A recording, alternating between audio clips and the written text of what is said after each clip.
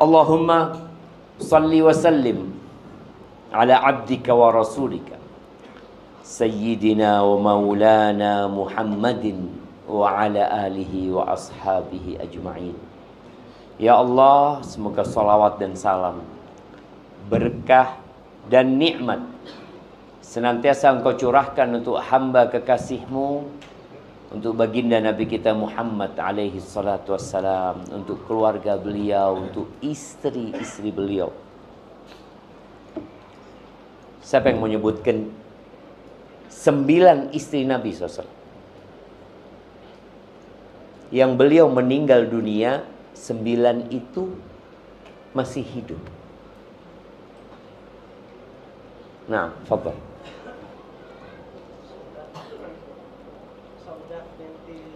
Saudah binti Zam'ah. Panitia mana? Hadiahnya siapin. Yang cuma bengong-bengong doang monenya. Nah, Saudah binti Zam'ah. Aisyah bintu Abi Bakar. Hafsah bintu Umar. Ummu Habibah Ramlah bintu Abi Sufyan. Ummu Salamah Hind binti Abi Umayyah.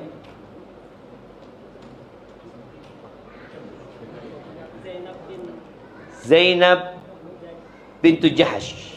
Nah, Maimunah bintul Harith. Juwairiyah bintul Harith. Satu lagi. Mana hadiahnya jemaah? Jangan diambil di mana hadiahnya? Satu lagi, Sofiyah bintu Huyai bin Akhtab. Hadiahnya bentar lagi nyusul bang ya.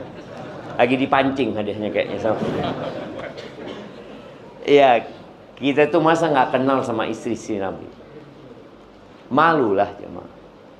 Tuh apa Ustaz hubungan kita sama istri Nabi? Siapa yang tahu? Apa hubungan kita sama istri-istri Nabi? Nah, ibunda kita. Wa azwajuhu ummahatuhum. Kata Allah Jalla Jalal, dan istri-istri beliau itu ibunda-ibunda orang beriman gitu loh. Kalau seorang anak gak kenal sama emaknya, nak durhaka. Maka tolong kenali istri-istri Nabi. Baik, setelah kita kenal sama ibunda kita, kita perlu kenal sama anak-anak ibunda kita, anak-anak Nabi SAW. Sebutkan 7 putra putri Nabi SAW. Nah, Al-Qasim, Abdullah, Ibrahim. Urut ya. Zainab,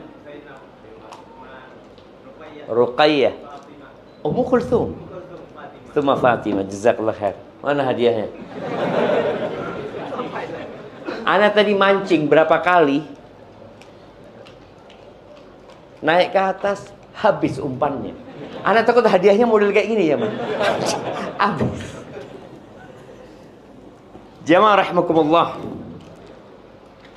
Kalau bicara nikmat, kita mau bicara hidayah, tapi sebagian kita itu nggak pernah dia memandang hidayah itu nikmat. Bahkan sampai hari ini ada sebagian umat Islam yang merasa agama itu beban. Capek dia sholat, capek dengan aturan agama, ini halal, ini haram, boleh, nggak boleh, perintah, larangan.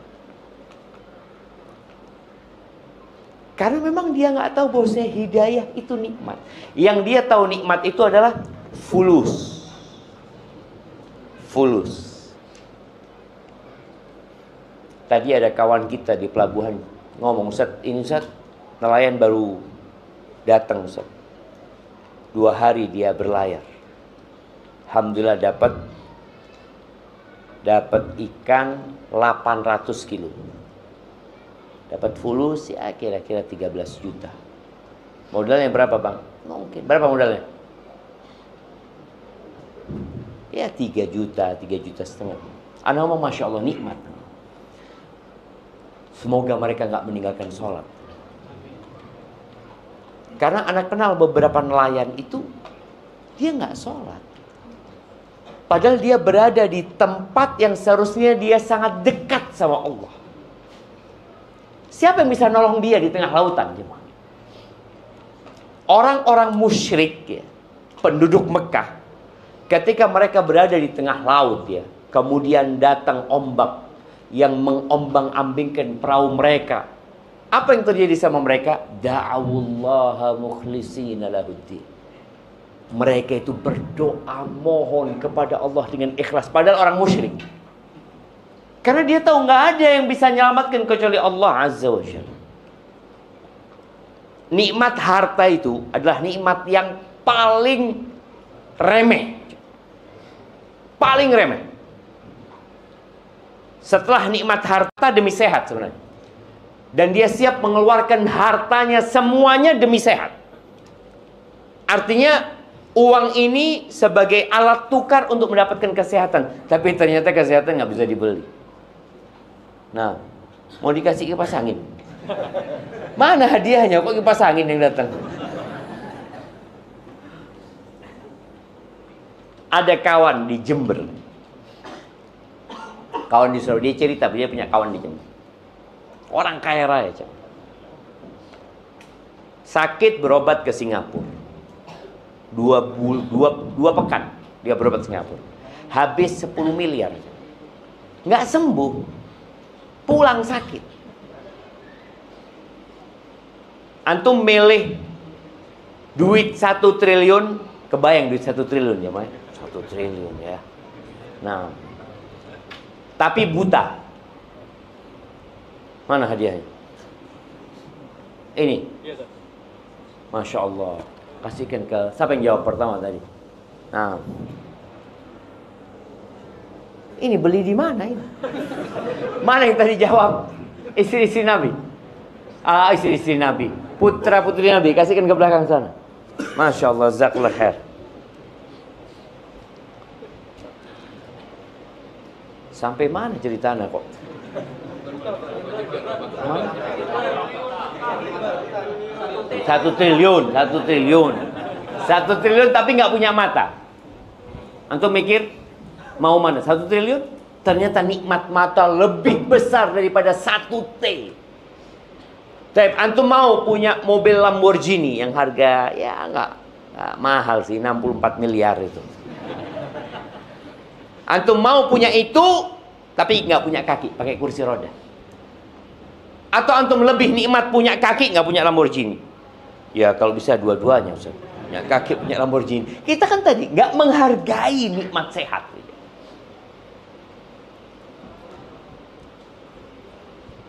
Antum pernah lihat orang yang harus cuci darah? Terus cuci darah, tiap pekan 2 kali cuci darah, cuci darah. Kita nggak cuci darah, nggak bersyukur, Mas. Tapi di atas nikmat sehat ada satu nikmat. Namanya nikmat apa? Aman. Siapa yang nggak jawab aman? Masya Allah, masih ada hadiah. Kasih yang kecil aja kita kasih. Karena antum sudah aman di situ. Nikmat aman. Wallah Indonesia ini aman. Kalau antum di Gaza, antum akan merasakan tidur nggak nyaman. Antum mau punya duit, apa gunanya fulus kalau nggak aman? Sehat badan, apa gunanya sehat? Kalau anak bisa bangun datang bom, separuh badan anak habis. Maka nikmat aman ini harus disyukuri. Cuma kita nggak merasa. Di beberapa negara di barat itu nggak bisa habis isya keluar ya, malam-malam jalan sendiri, nggak bisa. Banyak perampok di sana, begal. Adalah di tempat kita begal, tapi sedikit sekali dibandingkan dengan tempat yang aman, teman. Aman sekali negeri kita. Tapi di atas nikmat aman itu adalah nikmat iman. Ahibati fillah. Tapi kita ini nggak akan bisa mengetahui besarnya nikmat hidayah, nikmat iman tadi, kecuali kalau kita bandingkan dengan orang yang tidak dapat hidayah. Allah menyebut orang-orang kafir yang nggak dapat hidayah itu, innal ladzina kafaru yatamatta'un. wa ya'kuluna kama ta'kulul an'am wan naru mathwal lahum. Kata Allah Jalla Jalaluhu, sesungguhnya orang-orang kafir itu hidupnya bersenang-senang. Dunia ini, kata Nabi alaihi salatu wassalam, sijnul mu'min wa jannatul kafir. Dunia ini penjara buat orang beriman, surga buat orang kafir. Makanya kalau antum lihat orang kafir hidupnya bebas, bersenang-senang, ya buat mereka memang surga dunia ini. Walaupun susah hidupnya, tetap mereka surga dibandingkan dengan di neraka nanti. Dan orang beriman tadi seperti di penjara. Antum tahu di penjara, makan diatur, tidur diatur. Ramadan kemarin, saat orang-orang tidak berpuasa, orang-orang beriman berpuasa. Dia menahan lapar, menahan haus, menahan hawa nafsunya. Lihat ada perempuan cantik lewat, orang beriman apa yang dilakukan? Apa yang antum lakukan? Lihat sekali. Nggak boleh tundukkan pandangan, jangan lihat sekali. Tundukkan pandangan. Orang kafir nggak ada aturan. Maka Allah katakan mereka hidupnya bersenang-senang. Makan seperti makannya binatang ternak. Dan neraka tempatnya mereka. Jadi ada orang yang hidupnya hanya memikirkan perut dan yang di bawah perutnya. Siapa yang hidup memikirkan perut dan di bawah perutnya? Binatang. Antum pernah binatang berpikir mau ke masjid? Pernah ngelihat ada ayam, mau kemana? Masjid. Mau ke masjid? Nggak ada. Nggak ada jadi ke masjid. Sapi. Dia ada rutinitas sapi itu. Apa rutinitasnya? Makan, kawin. Buang kotoran. Ya sudah. Dan binatang itu lebih baik daripada orang-orang yang tidak beriman. Kenapa? Binatang masih bisa disembelih, bisa dimakan. Orang tidak bisa. Ahibati fillah, di surat Al-Bayyinah ayat 5 Allah menyebutkan ya tentang perintah Allah ya. Kata Allah, wa ma umiru. Manusia itu tidak diperintahkan kecuali untuk apa sih? Illa liya'budullaha mukhlishina lahuddin. Allah memberikan segala fasilitas ini. Fasilitas yang ada di tubuh kita. Fasilitas yang kita lihat dengan mata kita. Segala yang indah. Subhanallah jemaah. Siapa yang menciptakan ikan Nemo? Nemo namanya. Yang warnanya indah, garis-garis. Siapa jemaah? Siapa yang ngasih makan ikan di lautan itu? Nelayan apa kerjanya? Nangkap doang. Pernah ada nelayan berangkat ke lautan, ngapain? Mau ngasih makan. Nggak ada, dia ngasih makan keramba dia tuh. Tapi kalau ngasih makan ikan di lautan, oh, siapa mau ngasih makan ikan di lautan? Ustaz? Kita lihat berbagai macam kekayaan alam di negeri kita. Emas. Siapa yang bikin emas itu? Kemudian timah. Apalagi? Batu bara. Minyak, gas. Siapa? Apakah nenek moyang kita yang menciptakan itu? Enggak ada, jemaah. Allah yang menciptakan semuanya. Tapi semua Allah ciptakan itu agar manusia sadar. Terus tugasnya manusia itu ngapain? Beribadah kepada Allah. Subhanallah ya. Ana ketemu dengan salah satu TNI. Dia ngomong, Ustadz dulu sebelum zamannya Pak Prabowo, semoga Allah menjaga beliau ya, Indonesia itu hanya punya kesiapan berperang 1 hari. Kesiapan 1 hari kalah. Di zaman Pak Prabowo 2 hari. 2 hari. Anda ngomong, 2 hari.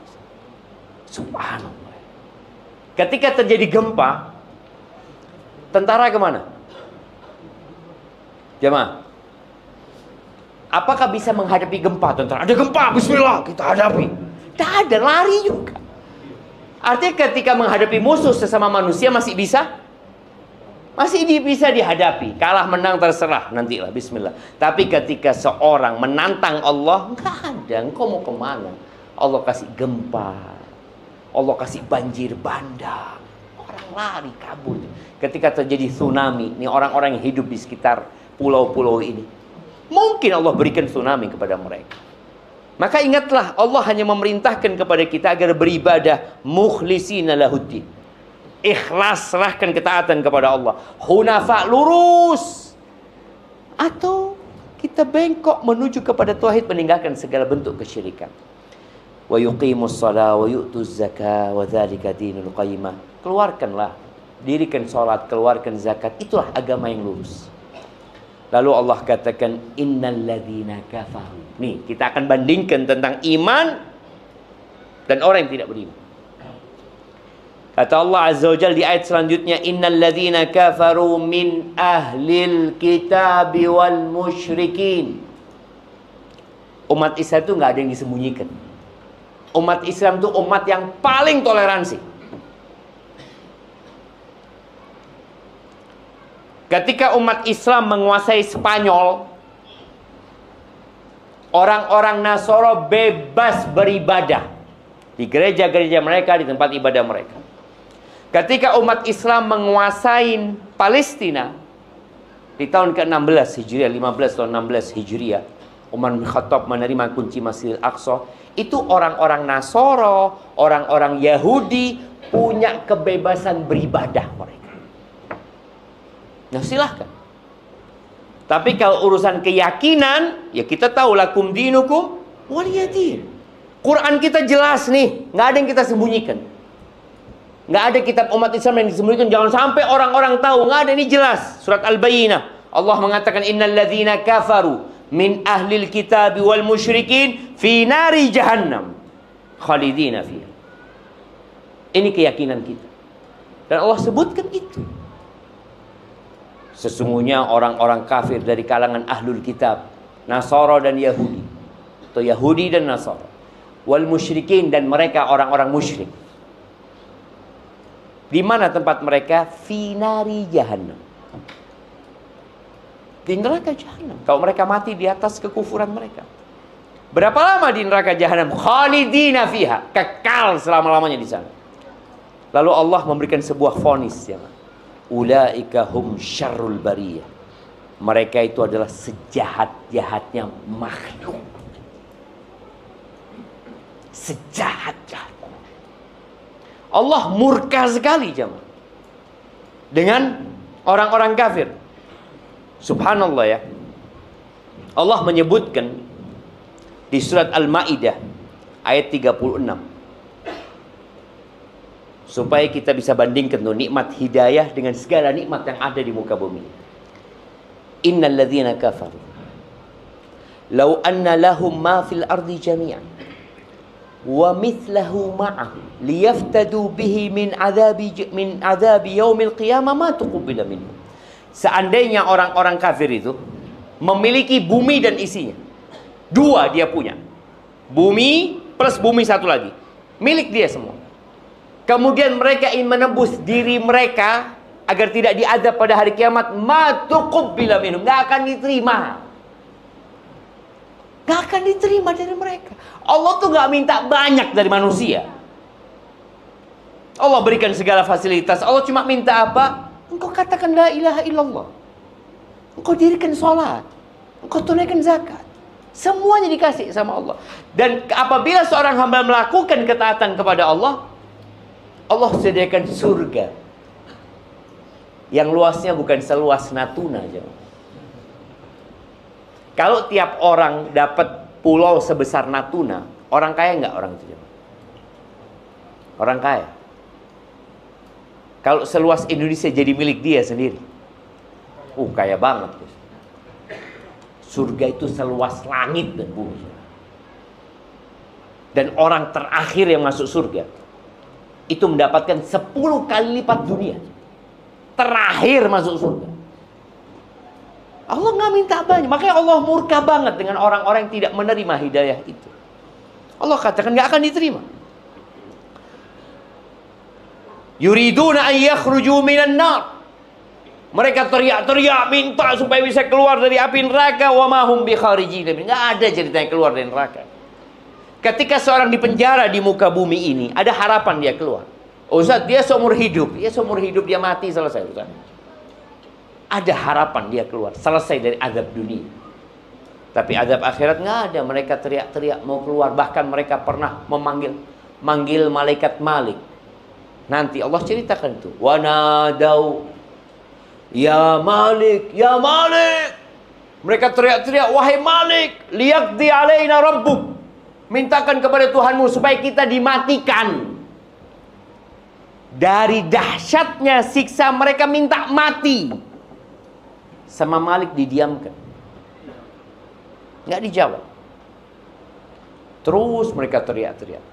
Di beberapa tafsir disebutkan 1000 tahun Malik diam. Setelah 1000 tahun Malik mengatakan innakum makithun. Kalian akan tetap di sana.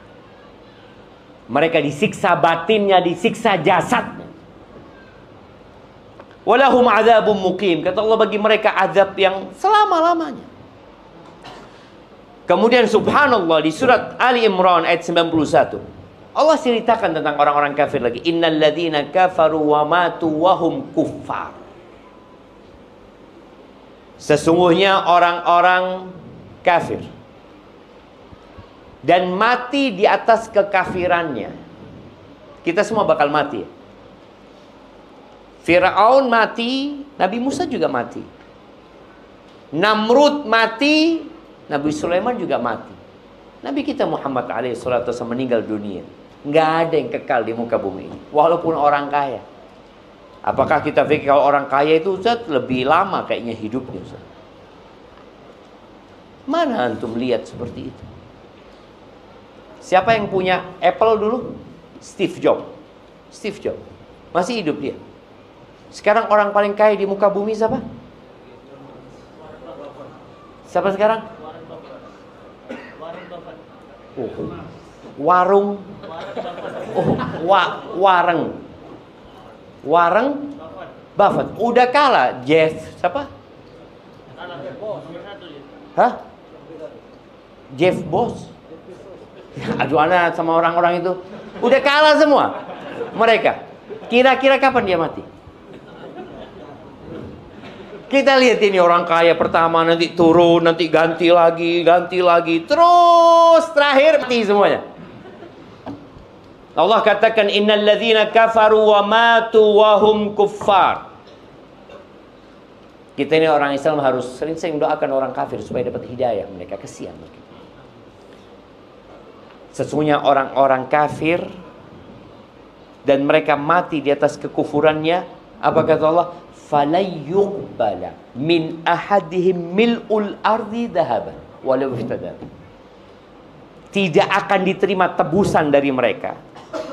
Dari salah satu dari mereka, satu orang nih, kalau dia menebus dirinya dengan sepenuh bumi ini emas. Mil'ul ardi dhahaban. Bumi ini full emas. Kemudian dia mengatakan, ya Allah, aku mau nebus diriku dengan ini. Allah nggak akan terima. Wallahi, dunia dan isinya ini di sisi Allah tidak sebanding dengan satu sayap nyamuk. Satu sayap nyamuk. Nabi alaihissalatu pernah mengatakan kepada para sahabatnya, dunia ini dibandingkan dengan akhirat seperti seorang yang meletakkan jarinya fil yam. Dia masukkan di laut. Ada yang tersisa di tangannya nih jamaah. Nih ada berapa tetes di tangan Anda. Kata Nabi SAW, ini sisanya dunia. Samudra itulah akhirat jamaah. Dan tetesan ini diperebutkan oleh 8 miliar manusia. Yang samudra luas, kita kadang-kala malas. Allah Azza wa Jalla mengatakan, bal tu'thirunal hayatad dunya. Kalian lebih mementingkan kehidupan dunia. Yang dipikirkan terus dunia. Wal akhiratu khairu wa abqa. Akhirat itu lebih baik dan lebih kekal. Kenapa kok? Rebutan yang satu tetes dan meninggalkan yang samudra. Karena lemahnya iman kita. Ini Allah katakan, falai yuqbala min ahadihim mil'ul ardi dhahaban wal iftada. Supaya kita tahu nikmat hidayah. Jadi kalau hidayah itu dibandingkan dengan sepenuh bumi ini emas, tetap lebih nikmat hidayah dari Allah Azza wa Jalla. Ulaika lahum adzabun alim wa ma lahum min nasirin. Mereka akan mendapatkan azab yang pedih dan mereka nggak akan ada yang menolong mereka. Ahibati fillah. Siapa yang ingat kisah tukang sihirnya Fir'aun?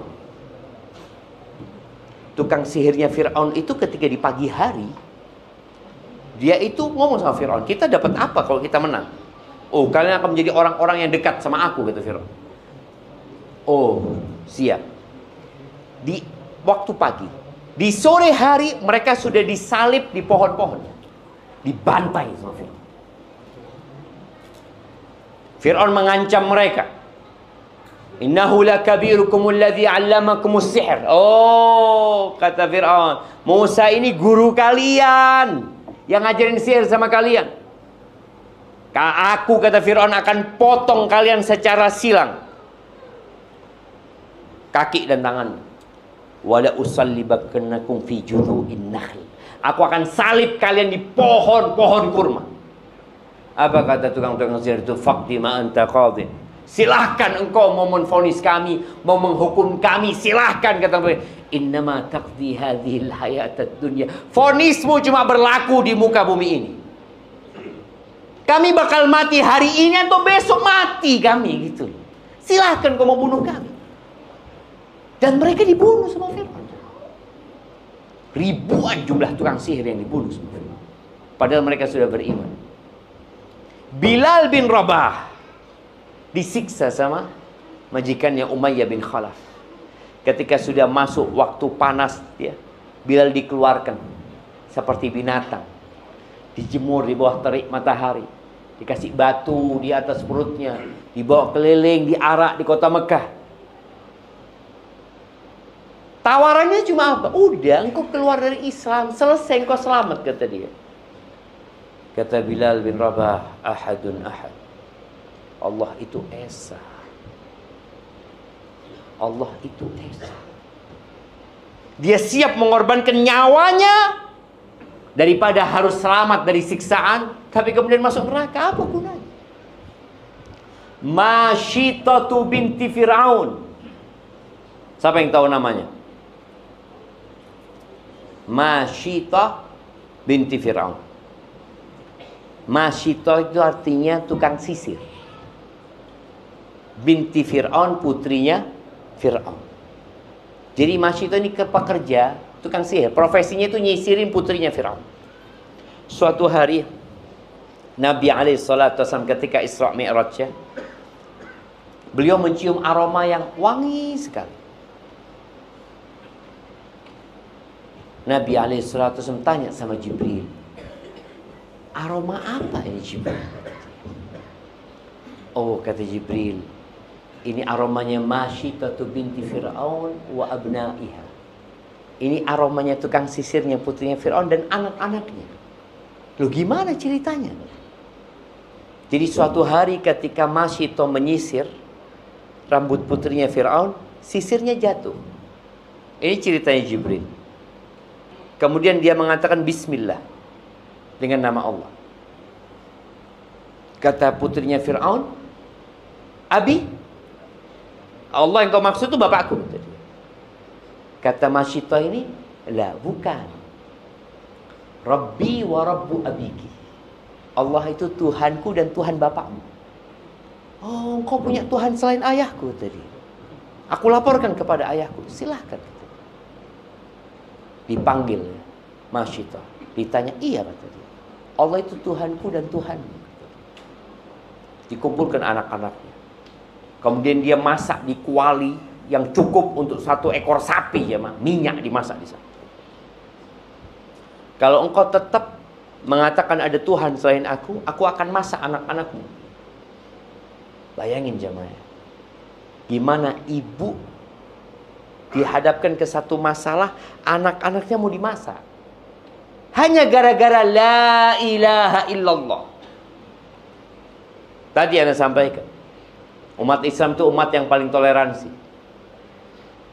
Ketika umat Islam menguasai Palestina, menguasai Spanyol, semua agama boleh. Tapi ketika Spanyol dikuasai lagi oleh Katolik pada waktu itu, oleh Ratu Isabella dan Raja God, nggak ada Muslim. Nggak boleh ada satupun Muslim, nggak boleh. Imma dia keluar dari Spanyol atau masuk ke agama Kristen. Kita nggak ada dalam Islam itu la ikraha fiddin, nggak ada pemaksaan dalam beragama. Allah mengatakan faman syaa'a falyu'min wa man syaa'a falyakfur. Yang mau beriman monggo, yang mau kafir monggo. Allah nggak butuh sama ibadah kita. Tapi yang jelas semua ada konsekuensi.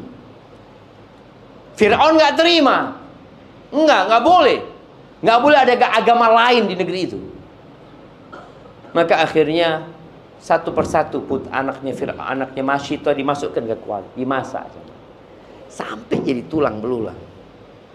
Gimana ibu ya? Ya Allah, kalau antum melihat anak antum dipukulin orang, antum nggak akan nerima. Yang kedua, yang ketiga, sampai yang digendongannya. Ketika yang disusui ini mau dimasukkan, Masyitah nggak kuat. Allah kuatkan. Tuh bayi bisa ngomong. Karena ini sudah selesai, anak-anaknya sudah masuk semua, tinggal satu. Maka Allah kuatkan, ya Ummah, innaki ala haqq ya Ummah. Ummah, engkau berada di atas kebenaran. Api dunia ini lebih ringan daripada api akhirat. Masuk. Ahibati fillah,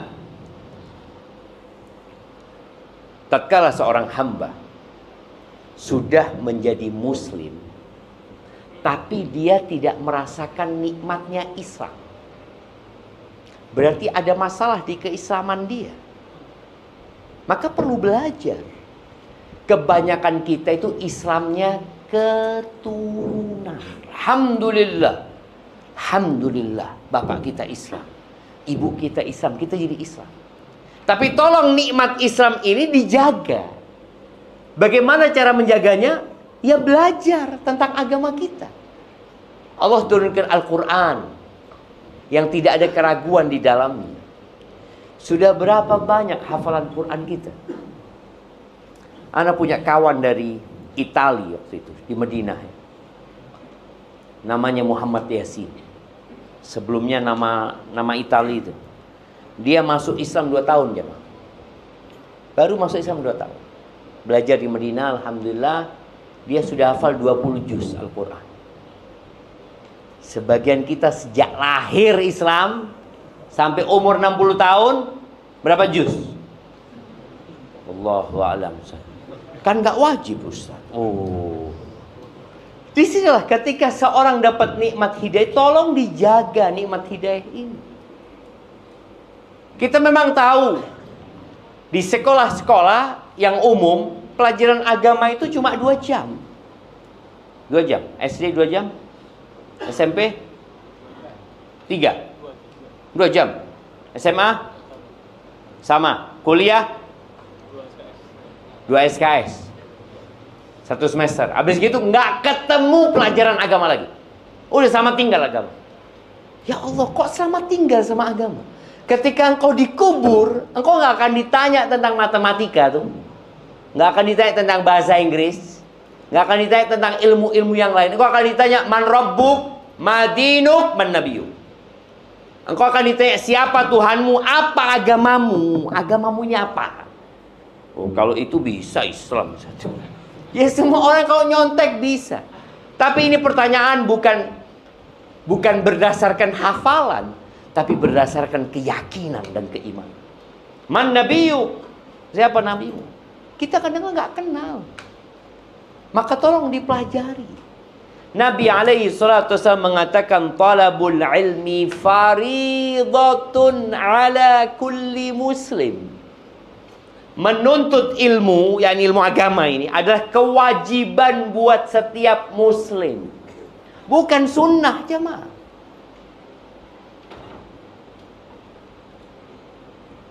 Nabi alaihi salatu wasallam menyebutkan, tentang 3 hal. Barang siapa yang punya 3 hal ini, maka dia akan merasakan nikmatnya menjadi muslim, manisnya hidayah. Kemarin Ramadan, di masjid kita ini sholatnya berapa rakaat? 11 rakaat. Berapa juz setiap malamnya? 4 halaman itu 11 rakaat. 8 halaman. Oh, 8 rakaat 4 halaman. Masya Allah dia. Kok bisa ya? Oh, udah banyak itu Ustaz. Alhamdulillah Ustaz. Nabi kita Muhammad alaihi salatu wassalam, beliau mengatakan kepada Bilal, "Qum ya Bilal fa'arihna bis salat." Bilal, ayo bangkit Bilal, bikin kami istirahat dengan solat. Solat itu jadi tempat istirahat. Antum mau nggak ke tempat wisata cepat-cepat? Yohana mau istirahat di sini kata dia. Oh iya sudah bismillah. Berapa menit tuh? 11 rakaat? Setengah jam? Setengah jam ya? Ayo cukup sudah. Lu tunggulah. Nginep lah kita di sini. Dia mau nginep. Tapi kalau suruh baca Quran, pernah ada yang mau nginep di masjid? Aduh, jangan berlebih-lebihan dalam beragama. Yang biasa-biasa aja. Iya, kita ini biasa-biasa aja. Nabi Muhammad alaihi salatu wassalam 1 rakaat 5 juz. 1 rakaat, bukan 11. 1 rakaat beliau baca Al-Baqarah. Selesai Al-Baqarah masuk ke An-Nisa di hadis itu. Habis An-Nisa masuk ke Ali Imran. Itu 5 juz lebih. 1 rakaat. Dan beliau sudah tua. Kok kuat Ustaz ya? Karena dia merasakan nikmatnya. Sebagian kita kan nggak menikmatin ibadahnya. Dia hanya menjalankan kewajibannya, sudah selesai. Tapi ketika seorang menikmatin ibadahnya, maka subhanallah. Ada sahabat itu, diriwayatkan tentang Utsman bin Affan, dia masuk ke Masjidil Haram, dia salat Allahu Akbar 1 rakaat jemaah. Dia baca Al-Baqarah, baru rukuk ketika membaca Minal Jinnati wan Nas. 30 juz 1 rakaat. Allahu Akbar. Kayak apa? Al-Imam Syafi'i rahimahullahu ta'ala, di bulan Ramadan beliau menghatamkan Al-Quran 60 kali. Sehari berapa kali? 2 kali. Kita sebulan? Sebulan belum tentu sekali Ustaz. Kok bisa Ustaz? Kata Nabi alaihissalam, "Thalathun man kunna fihi wajada bihinna halawatal iman." Ada 3 perkara, barang siapa yang mendapatkan 3 perkara ini, maka dia akan merasakan manisnya iman. Ya Allah, senang jadi orang beriman. Nikmat. Yang pertama, ayyakunallahu wa rasuluhu ahabba ilaihi mimma siwahu. Dia harus menjadikan Allah pencipta langit dan bumi ini, Allah yang memberikan rezeki kita, Allah yang menghidupkan dan mematikan kita, Allah Ar-Rahman, Ar-Rahim, Al-Malik, Al-Quddus, As-Salam, Al-Mu'min, Al-Muhaimin, Al-Aziz, Al-Jabbar, Al-Mutakabbir. Allah yang punya nama-nama yang indah dan sifat-sifat mulia, serta Nabi Muhammad alaihi salatu wasallam utusan Allah, harus lebih kita cintai daripada selain kedua. Harus kita cintai lebih daripada diri kita sendiri. Makanya tadi Bilal bin Rabah siap dia mati mau disiksa. Khabbab bin Ad dibakar sama orang musyrikin, siap. Antum lihat para sahabat yang hijrah dari kota Mekah ke kota Madinah, atau sebelumnya dari kota Mekah menuju ke Habasyah, ke Ethiopia. Jauh Ethiopia itu zaman. Mereka meninggalkan. Karena apa? Karena lebih cinta sama Allah dan Rasulnya daripada rumahnya, daripada keluarganya, daripada orang tuanya, daripada anaknya, daripada pasangannya. Para sahabat yang hijrah 0 sampai kota Madinah tidur di masjid. Gak punya apa-apa mereka. Rumahnya ditinggal, usahanya ditinggal. Kira apa? Demi menyelamatkan Agama. Dia mencintai Allah dan Rasulullah lebih daripada segala-galanya. Baik, itu yang pertama. Yang kedua, ayyakun Allah wa rasuluhu ahabba ilaihi mimma siwahuma. Yang kedua, ayyuhibbal mar'a la yuhibbuhu illa lillah. Dia tidak mencintai orang kecuali karena Allah. Apakah kita, perkumpulan kita ini punya kelompok nelayan, punya kelompok nelayan masing-masing, ya. Mungkin yang satu profesi dokter punya ya kelompok di sana, ya. Semua punya komunitas lah. Apakah kita mencintai orang itu karena Allah atau karena maslahat? Kebanyakan hubungan antara manusia ini karena dunia. Dia, kenapa engkau kok suka sama fulan? Oh, teman motor, Ustaz. Karena kerjanya naik motor aja sama dia. Bukan karena Allah dia mencintai. Bahkan kadangkala kita lebih cinta kepada kawan kita yang bermaksiat daripada kepada lawan kita yang taat. Karena kecintaan kita bukan karena Allah lagi. Karena urusan dunia. Baik.